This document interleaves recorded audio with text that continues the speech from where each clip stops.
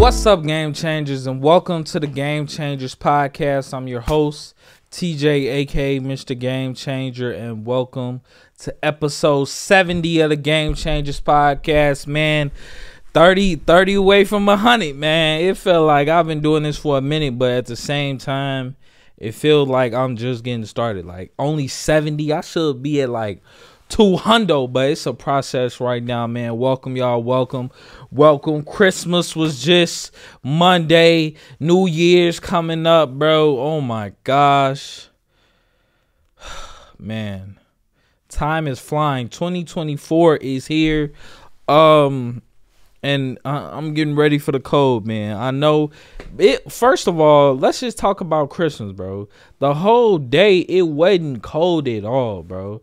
Like, it was a little breezy. It was like, I think it was a high of 53 or something in Chicago. But, bro, where's the snow? Where's the snow, bro? I want to see some snow for Christmas, at least for New Year's. That I don't know, bro. It's wintertime. I love snow. I love seeing snow, bro.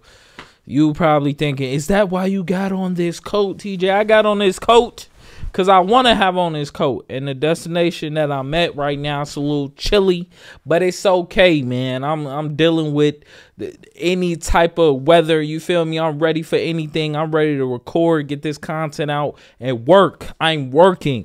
All 2024, I'm working. I'm putting in that work. Y'all gonna see me, Mr. Game Tank, TJ, all that. Y'all gonna be seeing me all 2024 long, man. I want to let y'all know that. But Christmas time is here. Happiness and cheer. Something here.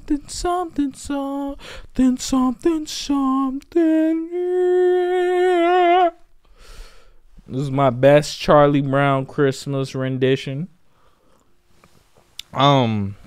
My girlfriend was a little bit surprised at me that I seen Charlie Brown Christmas for the first time with her. She was a little shocked about that. She's a big Christmas buff, you feel me? So she be on her Christmas stuff. But man, I had a great Christmas. Woke up, fiance cooked some breakfast. She opened her gifts. She loved her gifts. You know, I love my gifts.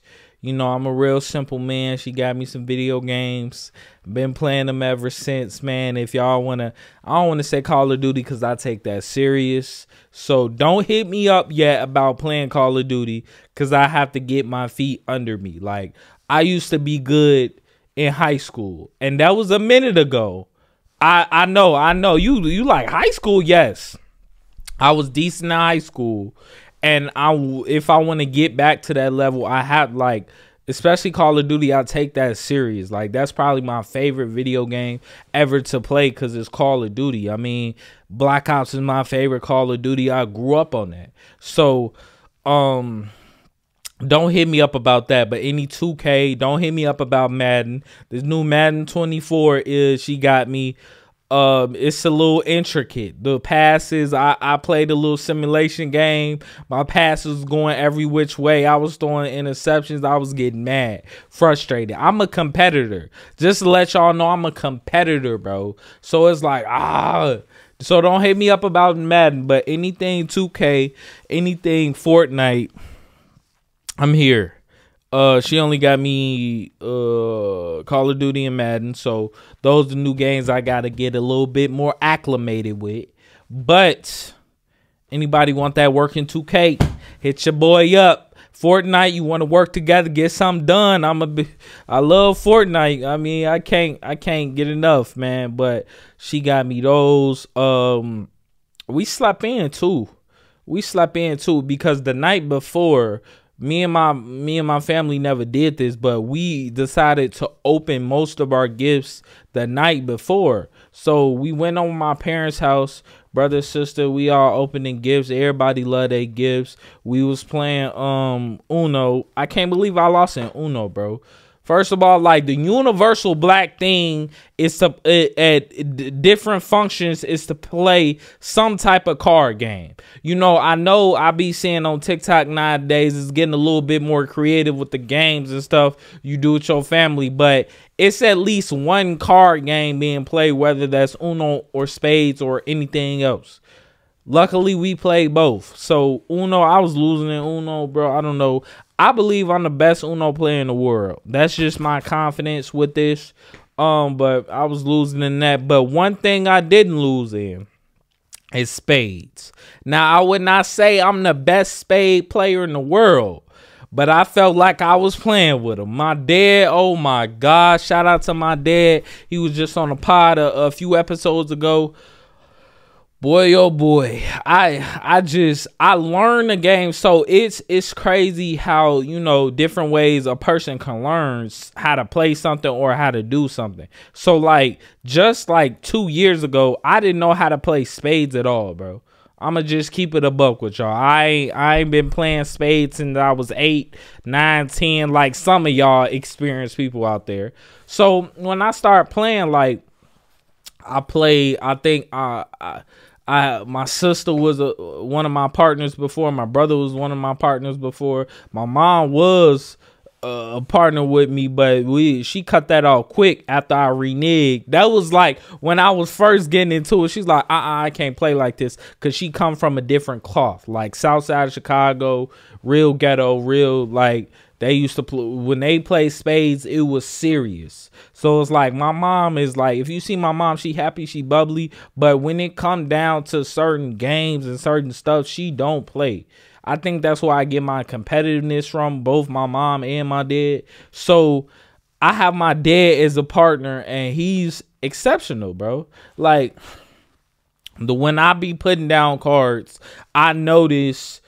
He noticed when I don't have a strong hand, and I notice when he don't have a strong hand, and we just play off each other. So if I'm looking at my hand, I only got 2, 3 spades in my hand, I'm going crazy, and I see a couple aces and queens or diamonds or hearts. Oh yeah, we gonna start there first. You feel me? I'm putting those out, and he see, oh, I'm coming out strong, so he gonna come out a little light. So after the first 3 books, first 2 or 3 books we win, they probably win a couple more. I'm coming back with it until I'm running out of those. And then, you know, it's just really a strategy, a mind game, bro. Like spades, shout out to everybody that plays spades, bro.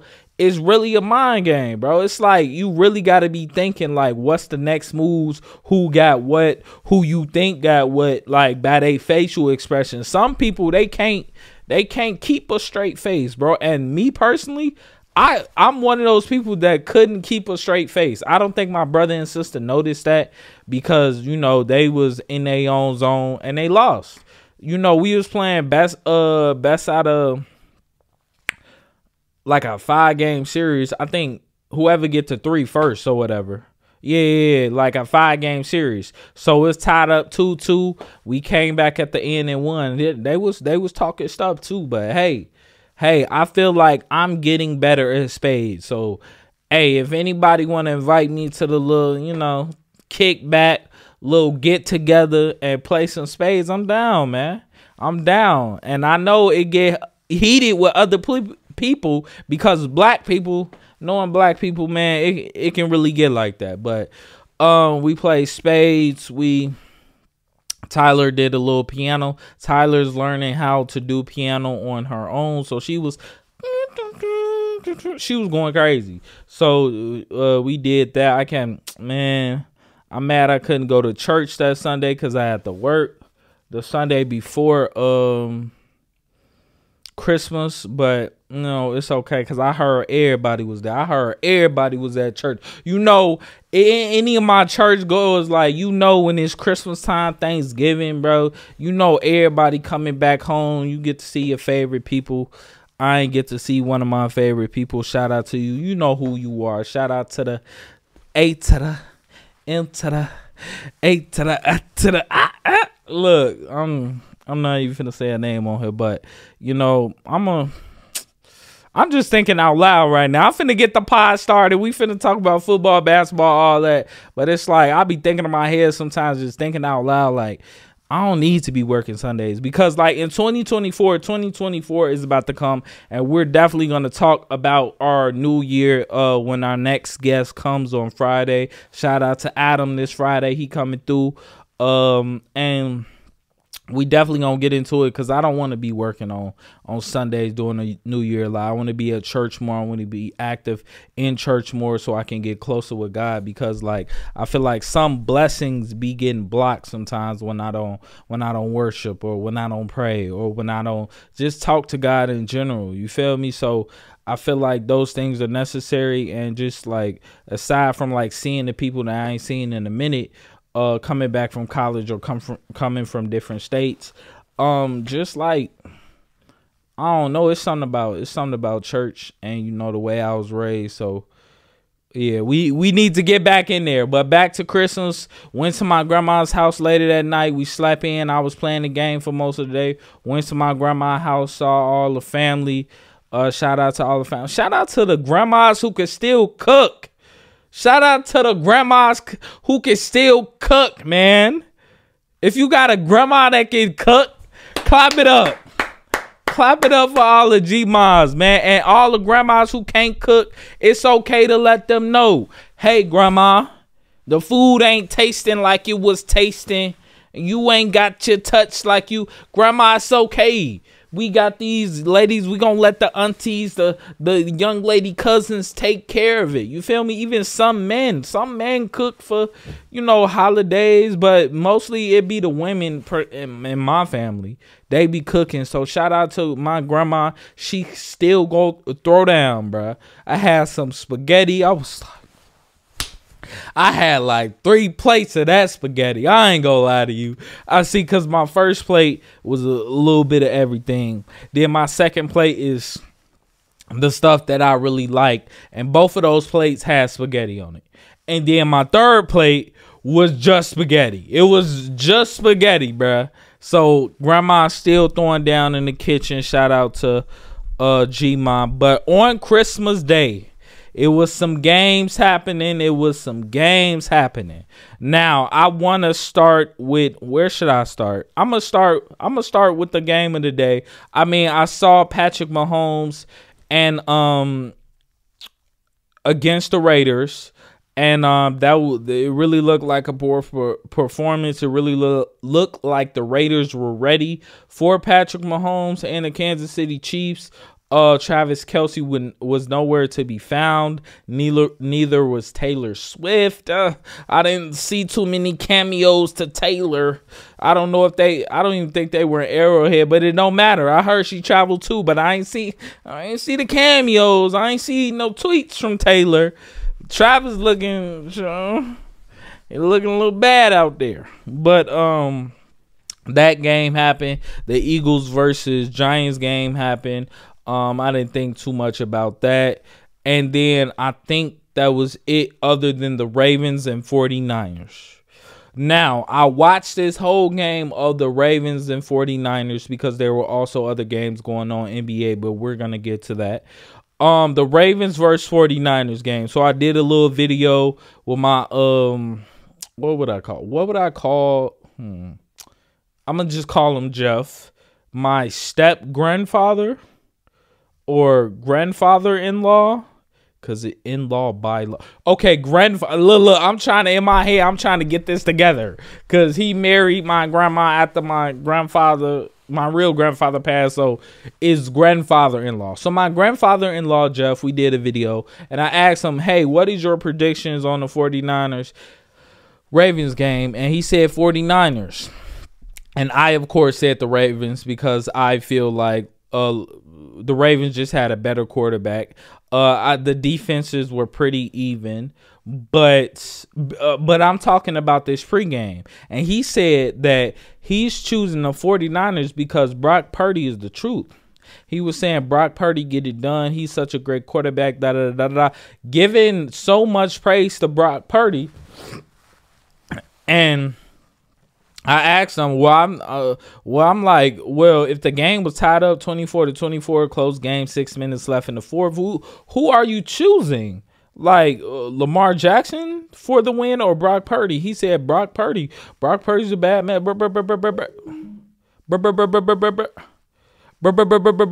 I was like, okay. I disagree with him heavily, and we all seen the outcome of this game. 4 interceptions, bro. When he threw that fourth interception, when Brock Purdy threw that fourth interception, I must have got out my seat. I was like, ah. My grandma come to the stairs like, what happened? What happened? I'm like, Grandma, he just threw his fourth pick. She thought something was wrong with your boy. I was down there having a ball. You feel me? I had my cup on me. I was down there having a ball watching this game, bro. Because as I was watching the game, when it got towards the end of the game, I was thinking to myself, like, bro, Lamar Jackson is really the truth, because he came out here and he really did what he was supposed to do and more. Like, he's scrambling, getting yards on his feet, scrambling, allowing his receivers to run out the ball, you know, run out of their directed routes, because he got to get out the pocket. But you also have to have smart receivers. Odell Beckham Jr., Zay Flowers, likely coming in for Mark Andrews. Being smart, knowing that, oh, my quarterback is a runner. He uses his feet a lot. So I'm going to run this route. But if I turn around at the corner of my eye, I see him rushing out the pocket. Boom. I'm getting out of my regular route, and I'm going to where he need me to be, where I can be open to catch the ball. It was a lot of that last night. And that defense, I can say a lot about that defense. That defense is tough. That defense is rough. That defense is ready to go, bro. Ready to go. I think I seen a little injury from 14 Hamilton, they safety. But I think he'll be fine. But other than that, bro, they ready to go. And if Lamar is playing like that, I'm telling you, I was screaming half of the game, throw it to Odell more. They haven't even really opened that bag. Like when people start double teaming Zay Flowers, because he just like that. I wouldn't call him a Tyreek Hill, but he can move in, like his quickness is similar to Tyreek Hill, kind of. Like, I wouldn't say he could outrun you. He probably could. Like, if he do like a little move on you, outrun you on a post or something. I think he has that quickness and that capability to be treated like a Tyreek Hill in the playoffs. So if we get into the playoffs, Zay Flowers, I believe they could treat him like a Tyreek Hill, and kind of like, especially if he's got a lot of motion going at the start of the game, I think that Odell will be open. People like Odell would be open. Mark Andrews is probably going to come back from injury. Likely is playing well. They have Aguilar.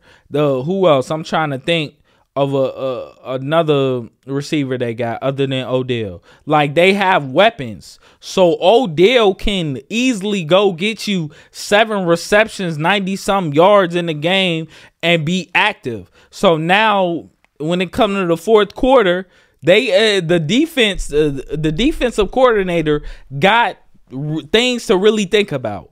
I have Lamar Jackson, an MVP candidate. Now he's on top of the MVP votes right now, because to me, to be honest, this MVP voting is really fickle. It's whoever is hot that week, I guess. It's not really based on numbers or none of that. It's really popular. That's what it seems like. You feel me? So he's on top of the MVP ladder right now. He can run. He can throw the ball off the run. Like, literally, I seen a throw he made. He was running to his left, threw it to his right, while his body was like, he was going in the backward motion. And somebody retweeted that video and said, like, if Patrick Mahomes did this, they would be up and talking about, oh, he the second coming of Jesus. But then, you feel me, Lamar do it, it ain't being talked about as much. So, like, let's not downplay the things that Lamar Jackson is doing because it's very vital for a team winning. Now, I checked his stats and he has 19 touchdowns on the year, about 3,800 yards, but still he is helping his team win. What was they, 11-3? Now they're 12-3. He is helping his team win. So as the defensive coordinator for another team, I got Lamar Jackson, use his legs, he can throw. And then I got these receivers that are not the best in the world, but still can go get to where they need to be. This offense is very good. They were protecting, their offensive line was protecting Lamar Jackson very well last night. Very well. Very well. So, and it just helps with Lamar Jackson to have like wheels on them. So you couple that offense with the best defense. They're calling this the best defense in the league right now. I really thought it was the 49ers, but Lamar Jackson deaded that. He said best defense where? The one of the best linebackers in the league. Lamar Jackson went for a scramble. He had him in his sights, getting ready to tackle him. Lamar Jackson just did a little graceful, like a grasshopper or something, or like a gazelle or a leopard. He just did a little side move. And dude was he stumbled, and Lamar Jackson went for another 15 yards. Come on, dog. Come on. But it's hard to guard that. So kudos to the 49ers defense for trying their best. And even Lamar Jackson said this, like, yo, hey, that is a great team over there. This, that, and the third. He real humble with it, which is a sign of a great quarterback. But it's still Lamar Jackson, yo. Like that defense got exposed. So now the Ravens defense is the best in the league. Some might say the Ravens are the best team in the league. I probably wouldn't go that far. I still have the Eagles in front of them. Even though the Eagles did lose to the Cowboys and the 49ers, I still have the Eagles ahead of them because I like Jalen Hurts and I like that offense. And I said that they have an unstoppable play. But what I seen it was one of those games, the Cowboys or it was the 49ers game. They couldn't really get to the brotherly shove, which is the impossible play to guard. So if the Eagles can't get to that brotherly shove, then it's going to be a problem. Unless they're just scoring touchdowns, but it's like that's a part of their DNA. So I still have the Eagles slightly above the Ravens as the best team in the league, but it's so many contenders out right now, so many teams that can upset, like the Browns can upset somebody. I honestly believe the Buccaneers can upset some people. Who else? There's a few teams that can upset some people. I mean, the Lions have clinched playoff spot since the first playoff spot in like what 20-something years, but I don't feel like they're talked about enough as like a top team. So I think I still look at them as like at an underdog category. So I think the Lions can really surprise somebody like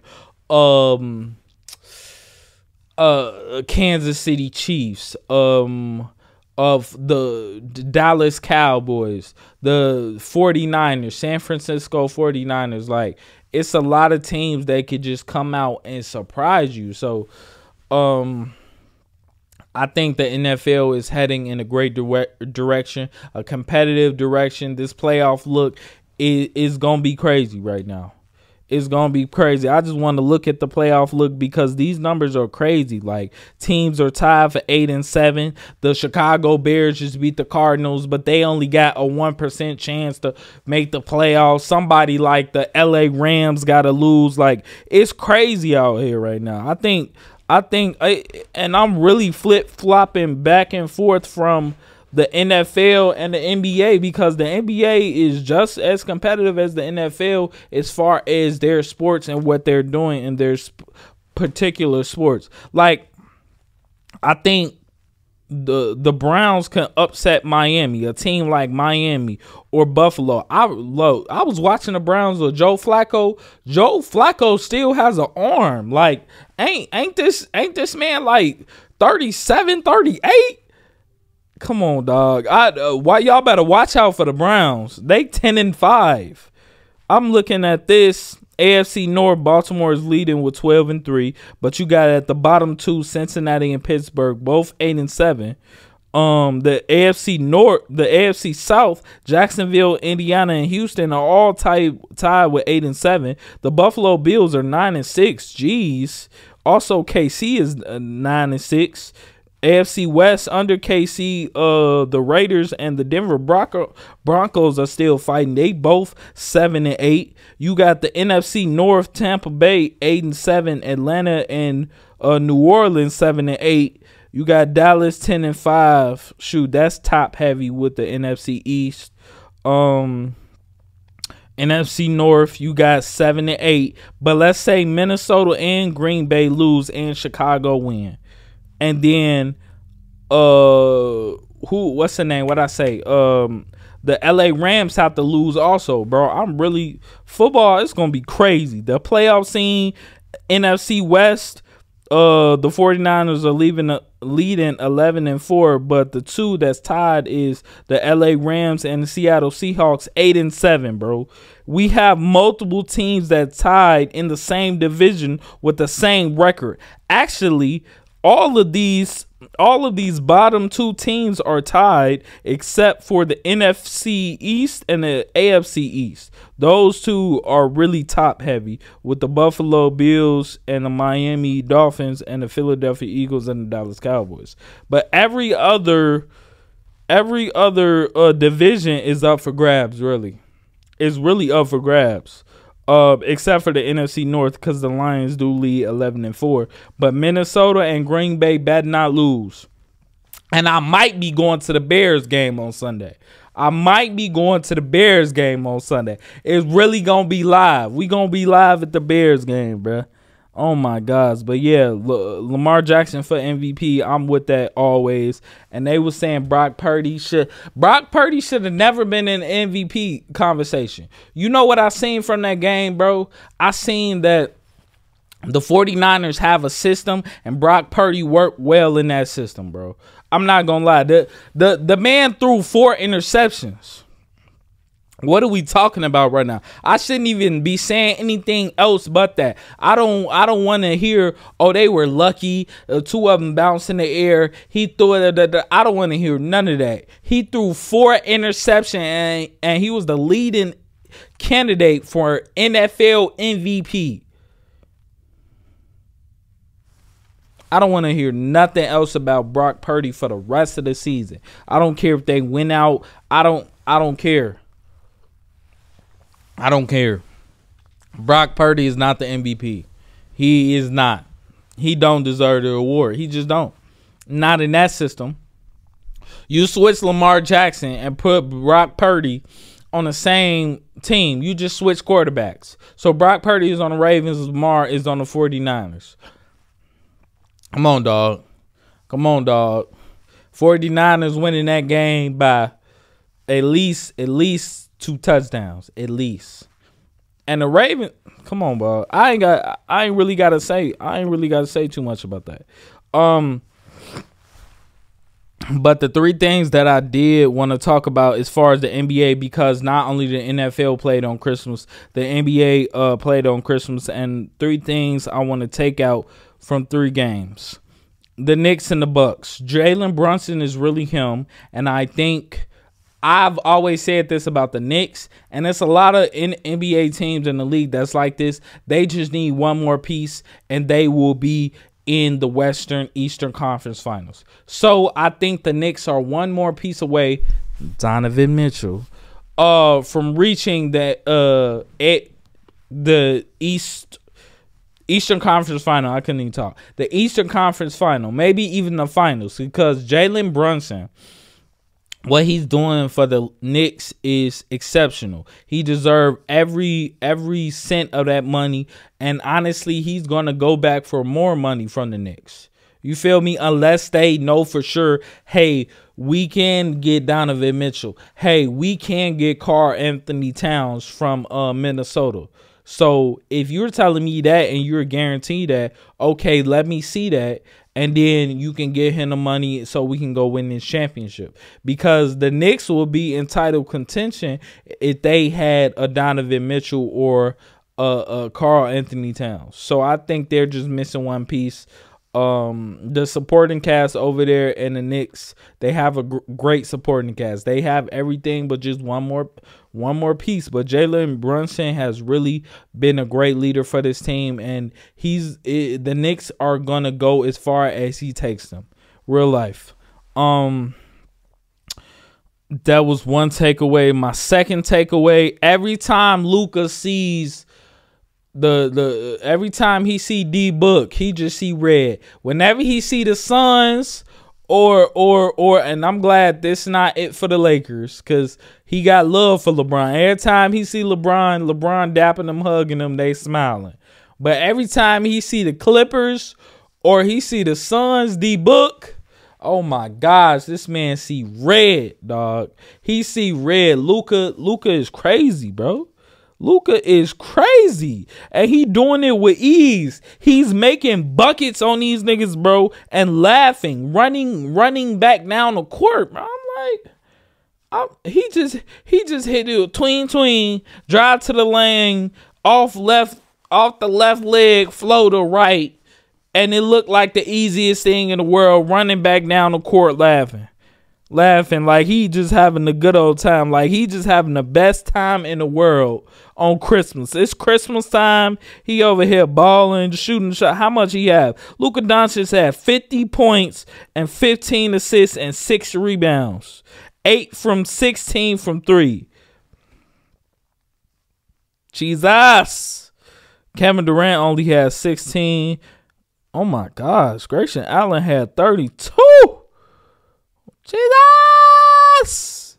If your leading scorer is Grayson Allen against the Mavericks, there's something wrong there. It's something wrong. And my third takeaway is the Lakers should definitely fire Darvin Ham or get him to change these lineups, because I should not see the Celtics putting a big lineup out there. You got Jackson Hayes out there.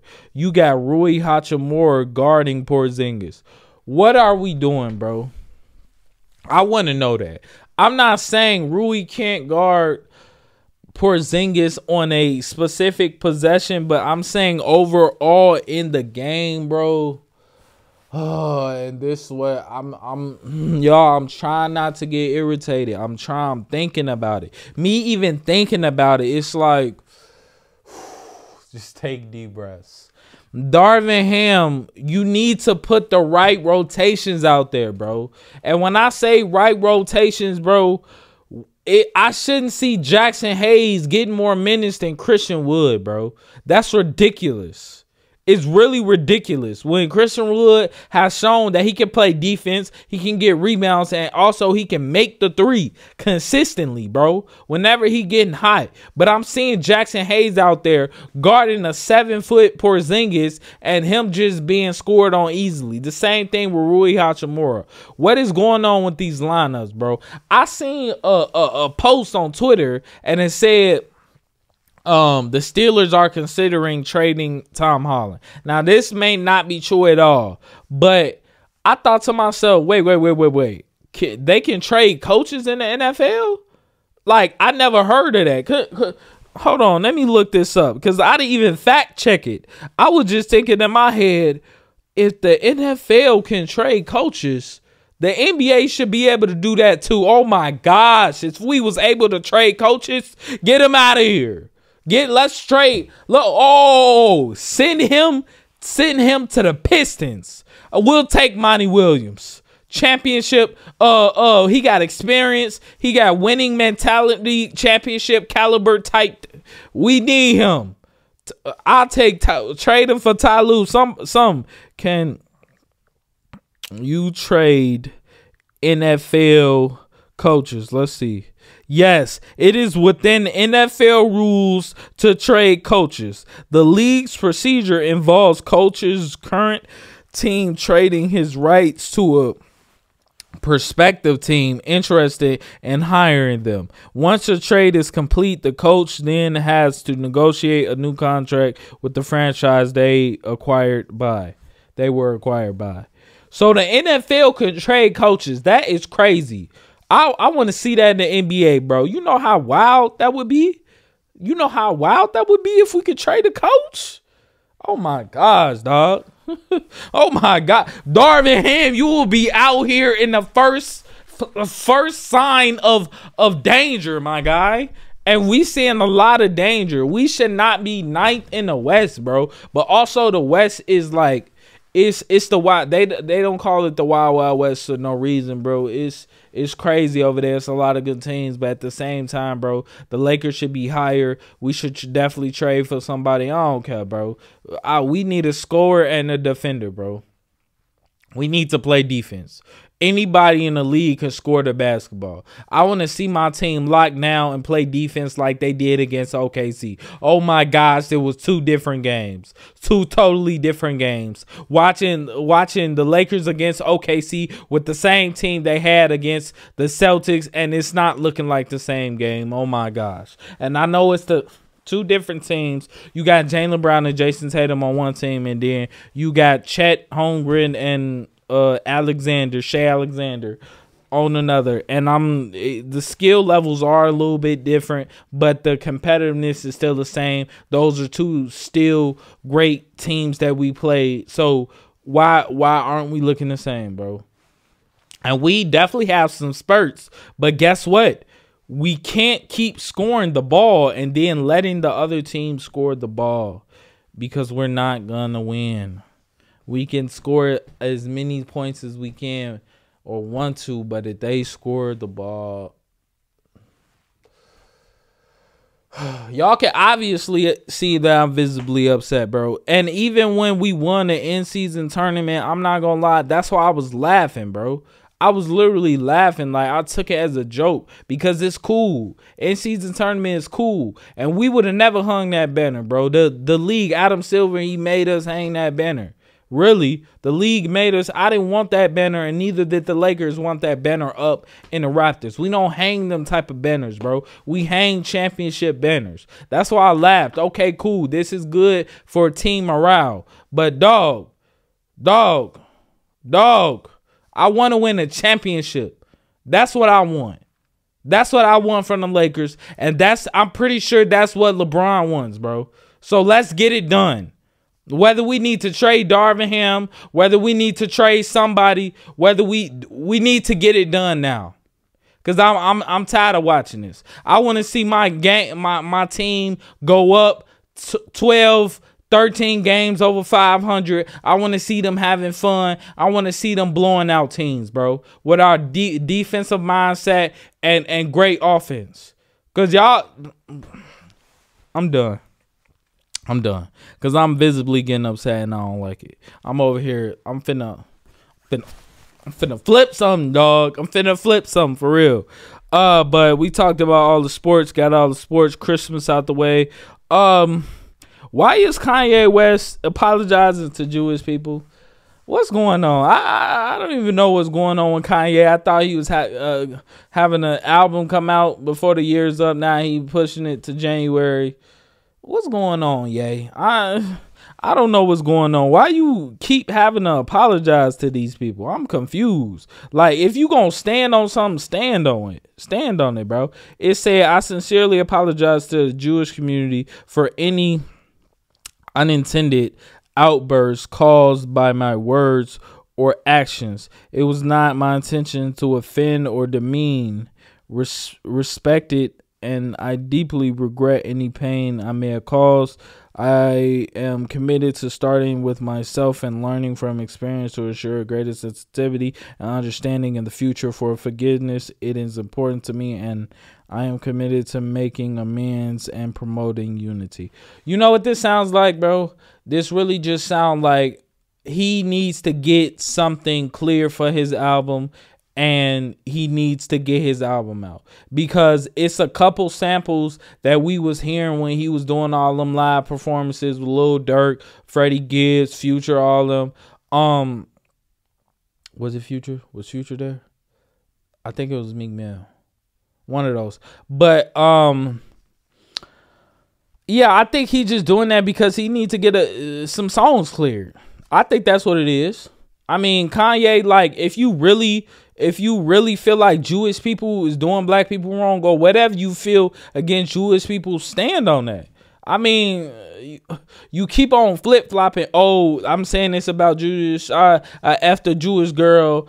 Oh, I'm sorry, Jewish people. Oh, but the people, they do this, they do that. They rape the industry. Oh, sorry, Jewish people. Like, this your third time apologizing to these people, bro.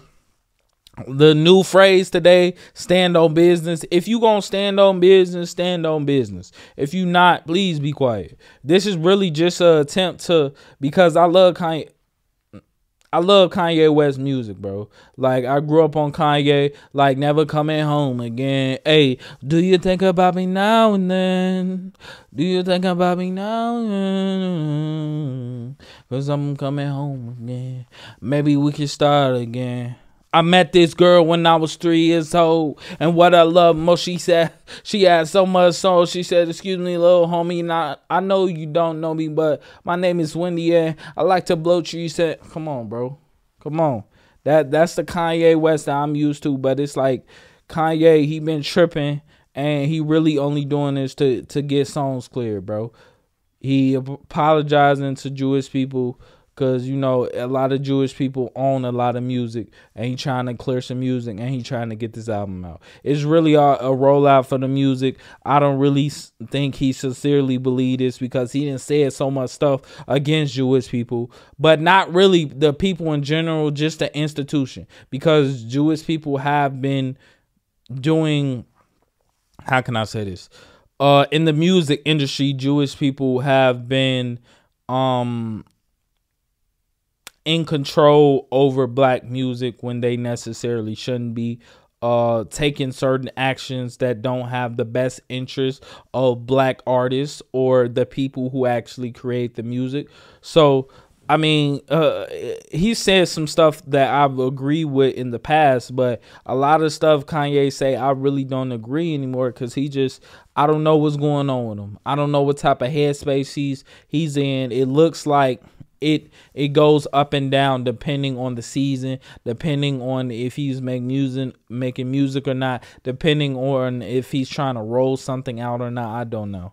But Kanye, it's people out here praying for you, people out here hoping that you're okay, because, like, once upon a time ago, you was definitely one of the biggest artists alive, one of the biggest staples in the black community as far as artists. So I don't know if you ever gonna get back to that, but just get to yourself. Don't think about us. Don't think about posting on music. Just come to terms with yourself, and, you know, be right with yourself, bro. Like, get right with yourself, really. And I just want to get back to football real quick. Remember, Cam Newton did say that Brock Purdy, Tua, Jared Goff, and Dak Prescott are game managers, and we've seen that from Brock Purdy, from throwing for interception, because he manages the system of the 49ers. That's basically what it is. Let's go to a couple movie reviews. So this past weekend I had a lot of time because I was off work, thank God. The kids are on break right now. I saw Leave the World Behind. These are both Netflix movies, Leave the World Behind and Rebel Moon. Let's start with Leave the World Behind. So Leave the World Behind basically is a movie about the end of the world. This family rents like an Airbnb type thing, but the owner of the Airbnb came back to their house during their stay, because they were leaving the opera in New York and it was raining real bad, so they had to come to somewhere safe, and things start happening, the end of the world, like no communications went off, cars stopped working, like all that. Electric cars stopped working. So throughout the movie, when I was watching it, I thought the acting was very good. It was leading up to a lot of stuff like, oh, it's systems to this. The government is being overthrown by different other countries joining together. And, they're trying to start a coup or civil war. So, so basically us humans, we lose communication, and then we get a bunch of misinformation, and then we start turning on each other, which the people want us to do, and then they'll swoop in, kill everybody, and take over. That's kind of what I thought it was going to be. So it's basically simulating what an end of the world scenario would look like. So, but it ended horribly. It ended horribly. I mean, I don't care if it really had a message to it, but it basically ended with this girl watching an episode of Friends in a bunker and didn't tell us really what was happening. Like, it didn't end well for me. So that was really like, it was really like an 8 to me, an 8 out of 10. It could have been higher, but that ending was horrible. Then we got Rebel Moon. I was a little disappointed by this movie because the storyline was good. The action parts were good, but actually, let me not say that. The storyline started off good in Rebel Moon, but it was just going a lot of places. Like when they were recruiting people, I thought they was recruiting for like a war, but they was recruiting just to protect one village. So when I figured that out, which it was probably me just being stupid, but I'm like, mid-movie, I'm like, oh, they gathering these people just to protect the village? And then the ending fighting scene was cool, but it just what